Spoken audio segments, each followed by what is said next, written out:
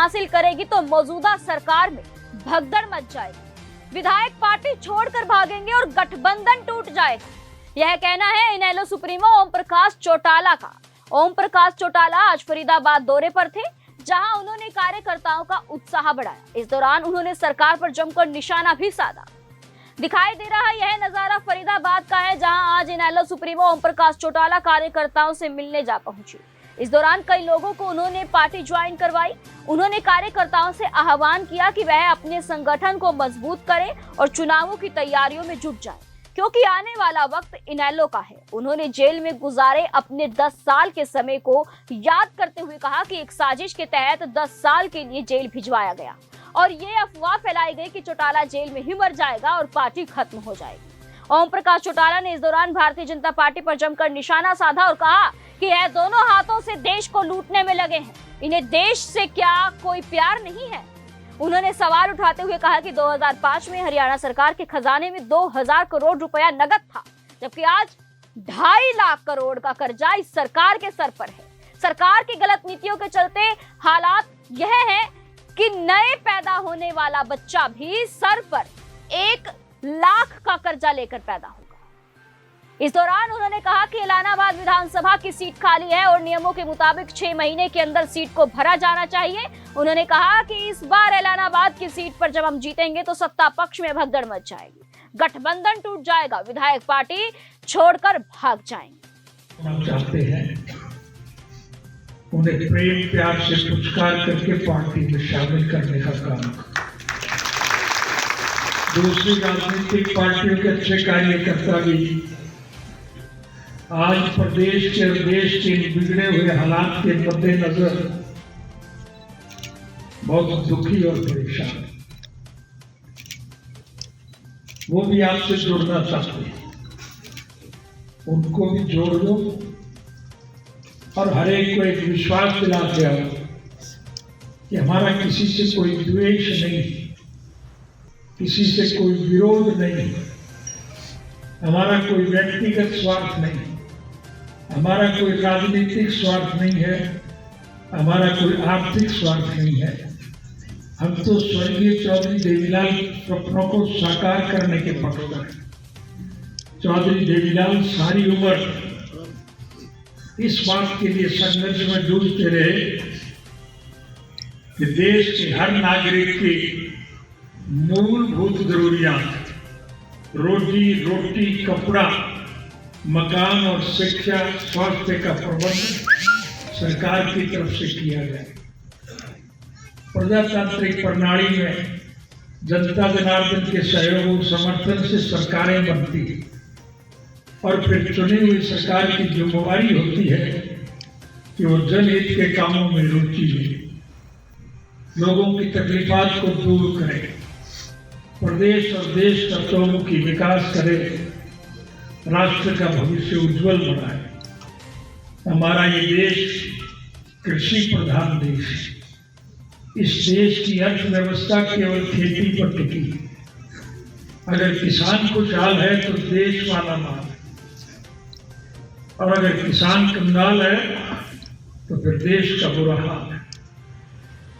और आज की मौजूदा सरकार की तो केवल नीति एक है, ये इस किस्म के कानून बनाते हैं जिससे योजनाबद्ध तरीके से इस देश के मेहनत के लोगों के खून पसीने की गाड़ी कमाई का पैसा मुट्ठी भर जो 15-20 बड़े उद्योगी घराने, अंबानी और अडानी जैसे जो लोग हैं, ये पैसा उनके पास जाता है और उनसे ही सीधा खा है।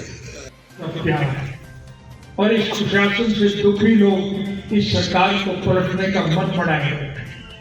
हैदराबाद का चुनाव जब आप जीतेंगे तो फिर सत्ता पक्ष के लोगों में भगदड़ मच जाएगी, गठबंधन टूट जाएगी, इनके चुने हुए विधायक जो है वो पार्टी छोड़ करके भाग जाए।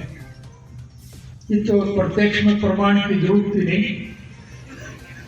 आज कल पुलिस ने करनाल में आपकी सभाओं को रोकने के लिए चारों तरफ से सड़कें रोक, पुलिस और फौज लगा दी। इसलिए लगाई और जिन लोगों को 11 लोगों को आमंत्रित किया बातचीत करने के लिए, इससे ज्यादा अजीब बात क्या होगी कि सरकार ने उन्हें बातचीत करने के लिए बुलाया और फिर उन्हें गिरफ्तार कर लिया। और लोगों ने रोष प्रकट करते हुए उन सड़कों को घेर दिया, सेक्रेटरीट को घेर दिया और मजबूर होकर के सरकार को उनको रिलीज करना पड़ा, छोड़ना पड़ा। हरियाणा प्रदेश का मुख्यमंत्री करनाल में अपने विधानसभा क्षेत्र में आ नहीं सकता है। 3 दफा उसके हेलीकॉप्टर को लोगों ने उतरने नहीं दिया। कोई वजीर अपने हल्के में नहीं जा सकता, कोई विधायक अपने हल्के में नहीं जा सकता।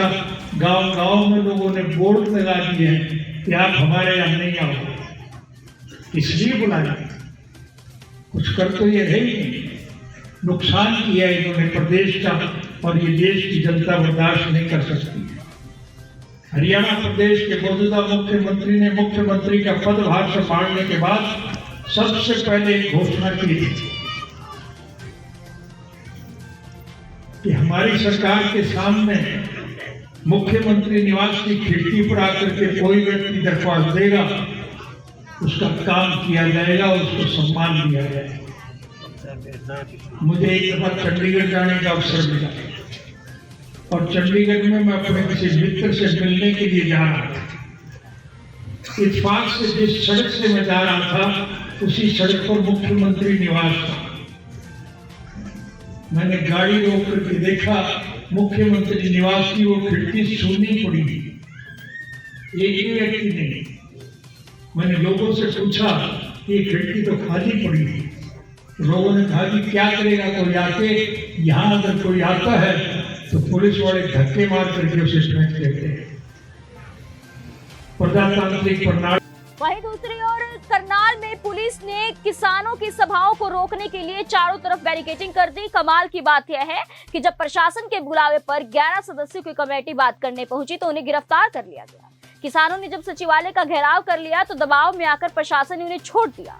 ओम प्रकाश चौटाला ने कहा कि हरियाणा में इस तरह के हालात में मुख्यमंत्री खुद अपनी विधानसभा करनाल में नहीं आ सकते। 3 बार उनके हेलीकॉप्टर को उतरने तक नहीं दिया गया। उन्होंने कहा कि और तो और कोई विधायक अपने हलके में नहीं जा सकता। गांव-गांव में लोगों ने बोर्ड लगवा दिए कि हमारे यहाँ ना आए। चौटाला ने कहा कि उन्होंने देश और प्रदेश का नुकसान किया है। सीएम विंडो पर निशाना साधते हुए ओम प्रकाश चौटाला ने कहा कि मुख्यमंत्री ने पदभार संभालने के बाद सबसे पहले घोषणा की थी कि जो भी सीएम विंडो पर शिकायत करेगा उसकी शिकायत पर कार्यवाही की जाएगी। जो दोनों हाथों से आज देश की जनता को लूटने पर लगे, इन्हें कोई किसी से कोई सरोकार नहीं, इन्हें देश से कोई प्यार नहीं है। 1978 में लोकसभा के चुनाव में स्वर्गीय चौधरी देवीलाल जी राजस्थान के झुंझुनू लोकसभा क्षेत्र में एक सभा में भाषण दे रहे थे।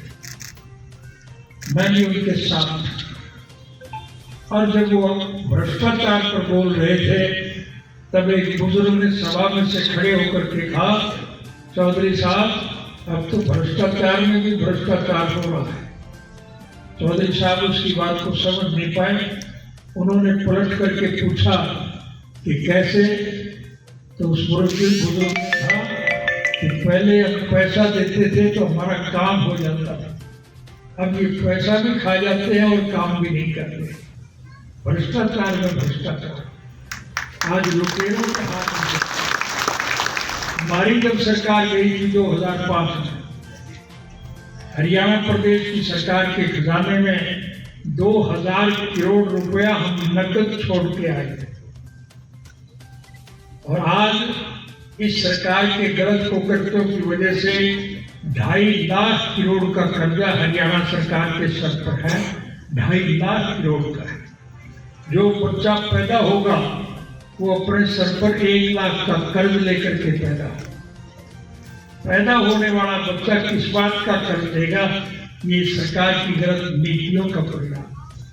देश की बहुत बुरी हालत है। इन परिस्थितियों से देश को बचाने के लिए जरूरी है कि हम संघर्ष करें, लोगों को साथ जोड़ें। मैं आपसे वायदा दे के यहाँ कि जिस किसी को भी आप पार्टी में शामिल करने की कोशिश करेंगे जो वायदा आप उनसे करके आएंगे हम वो वायदा उनका पूरा निभाएंगे, ये मैं आपको बताता हूं। हमारा कोई व्यक्तिगत स्वार्थ नहीं। हम चाहते हैं कि हरियाणा प्रदेश विकास की दृष्टि से समूचे राष्ट्र के स्तर पर नहीं, समूचे विश्व के स्तर पर सबसे खुशहाली प्रदेश बने। इसके लिए संगठन को बढ़ाना जरूरी है। संगठन से सरकारें बनती हैं और संगठन अगर मजबूत होगा तो फिर आपकी सरकार बनने में कोई दिक्कत नहीं आएगी। इलाहाबाद विधानसभा की सीट खाली, भारत के संविधान के मुताबिक 6 महीने के अंदर अंदर हर खाली सीट को काफी लंबे समय के बाद आपके दर्शन करने का मुझे अवसर मिला। 2005 में जब हमारी सरकार गई थी,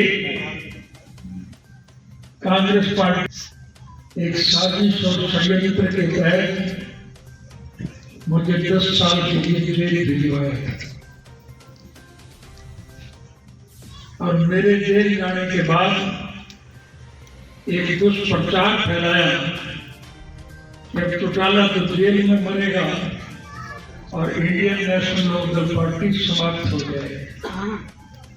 लेकिन आप बधाई के पात्र हैं कि मेरी गैर हाजिरी में आपने संगठन को पहले के मुकाबले में ज्यादा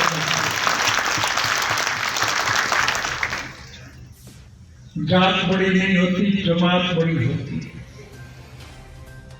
मेरे कहने की आवश्यकता नहीं, आपके मेहनत और प्रयासों से आज इंडियन नेशनल लोकदल पार्टी पूरे राष्ट्र के स्तर पर सबसे ज्यादा मजबूत दल है। और ये बात मैं नहीं कह रहा हूं, बल्कि विरोध पक्ष के अग्रणी नेता भी इस बात की सराहना करते हैं कि संगठनात्मक दृष्टि से इंडियन नेशनल लोकदल पार्टी का कोई मुकाबला नहीं। आपने संगठन को मजबूत किया। आपसे फिर एक उम्मीद रखता हूं कि संगठन को और ज्यादा मजबूत बनाए। आज समूचे राष्ट्र की निगाह केवल मात्र आप पर टिकी हुई कि स्वर्गीय चौधरी देवीलाल जी के सपनों को अगर कोई साकार कर सकता है तो केवल मात्र इंडियन नेशनल लोकदल पार्टी के कार्यकर्ता